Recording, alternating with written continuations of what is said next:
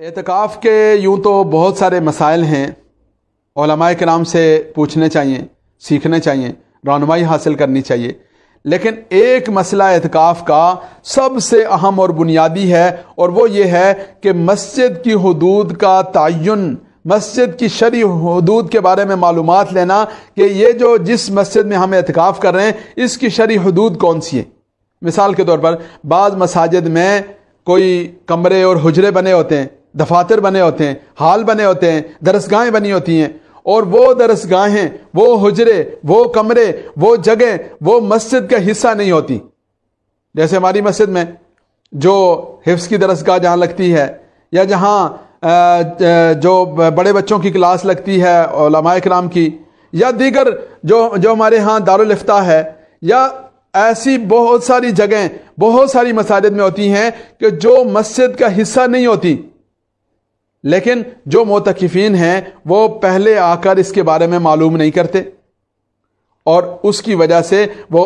ارادی طور پر یا غیر ارادی طور پر، دانستہ طور پر یا نادانستہ طور پر مسجد کی حدود سے باہر نکل جاتے ہیں۔ تو یاد رکھیے کہ بلا وجہ مسجد کی حدود سے باہر نکل جانا، اس کی وجہ سے جو اعتکاف ہے وہ ٹوٹ جاتا ہے۔ تو مسجد کی حدود سے قطعاً باہر نہ نکلیں۔ یا ایک اور مثال سمجھیں کہ جیسے ہمارے ہاں مسجد کا وہ حصہ کہ جہاں تک ماربل لگا ہوا ہے وہ مسجد کا حصہ ہے، لیکن اس کے باہر جو پٹی ہے جہاں جوتے اتارتے ہیں وہ پٹی مسجد میں نہیں ہے۔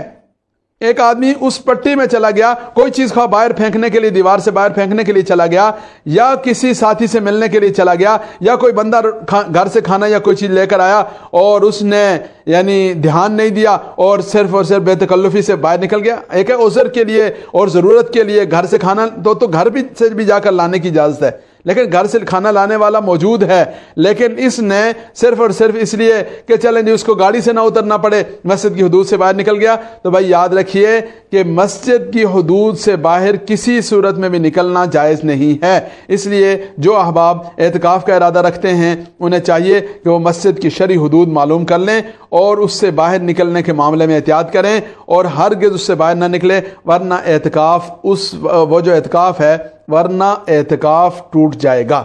یہ جو اعتکاف ٹوٹ جائے گا کا مطلب کیا ہے؟ اس کا مطلب یہ نہیں ہے کہ جیسے نماز ٹوٹ جاتی ہے تو بس چھٹی۔ اعتکاف ٹوٹ جائے گا کا مطلب یہ ہے کہ اعتکاف تو اس کا جاری رہے گا، 10 دن پورا کرے گا وہ اپنا مسنون اعتکاف، لیکن جس دن اس کا یہ اعتکاف ٹوٹا اس دن کے اعتکاف کی قضا کرے گا۔ قضا کرنے کی تفصیل علماء کرام سے معلوم کر لی جائے۔ تو بہرحال اعتکاف بڑی سعادت کی بات ہے، بڑی خوش قسمتی کا معاملہ ہے، لیکن اس کے آداب ہیں، اس کے تقاضے ہیں، اس کی حساسیت ہے، اس کے احکامات ہیں، انہیں سامنے رکھنا چاہیے۔ اللہ رب العزت کی ذات سے دعا ہے اللہ تعالیٰ مجھے اور آپ کو دین سیکھ کر عمل پیرا ہونے کی توفیق عطا فرمائے۔